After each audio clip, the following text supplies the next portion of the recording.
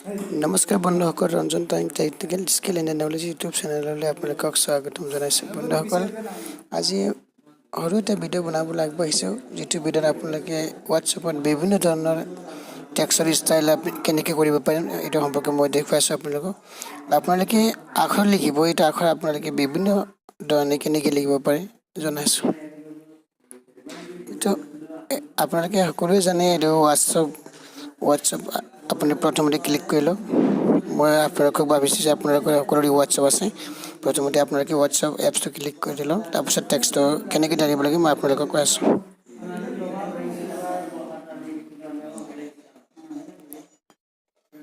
প্ৰথমতে আপোনালোকে এইটো ক্লিক কৰাৰ পাছত যিকোনো এজন ফ্ৰেণ্ডলৈ কি টেক্সট কৰিব এতিয়া আপুনি চিলেক্ট কৰি লওক। টেক্সটটো ক্লিক কৰক।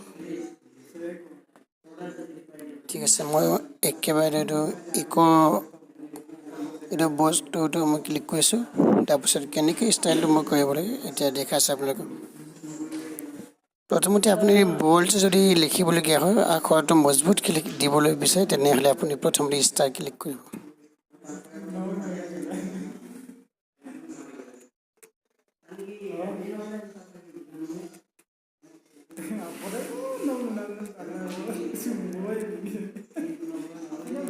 প্ৰথমত ষ্টাৰ আৰু শেষত ষ্টাৰ ক্লিক কৰি আপোনালোকে লেটাৰটো আপুনি মজবুত কৰিব পাৰিব, বল্ড কৰিব পাৰিব।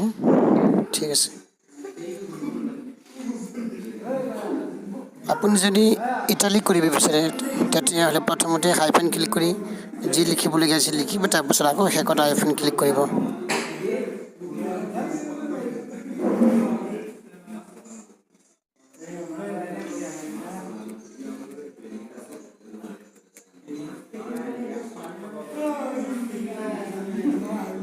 ঠিক আছে, এতিয়া তাৰপাছত আপুনি আৰু বিভিন্ন ধৰণৰ ষ্টাইলত আপুনি টেক্সট আপুনি শ্বেয়াৰ কৰিব পাৰিব।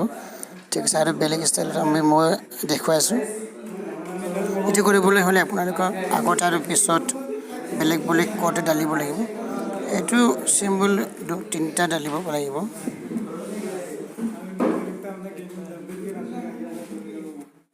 তাৰপাছত লিখিব হেল্ল'।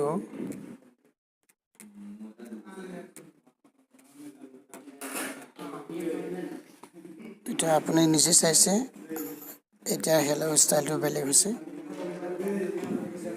আৰু যিটো আমি হেল্ল' লিখি মানে হেল্ল'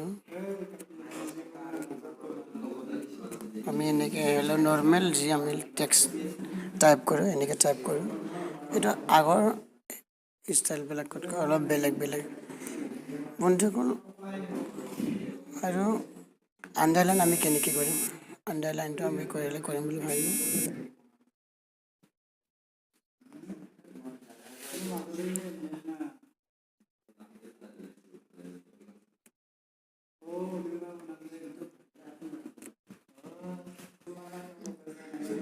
যদি আমি মাজত কাটা চিম্বল যিকোনো হেল্ল' লিখিম, তেতিয়া এইটো প্ৰেছ দিয়ে টেক্সটটো লিখিব হেল্ল'।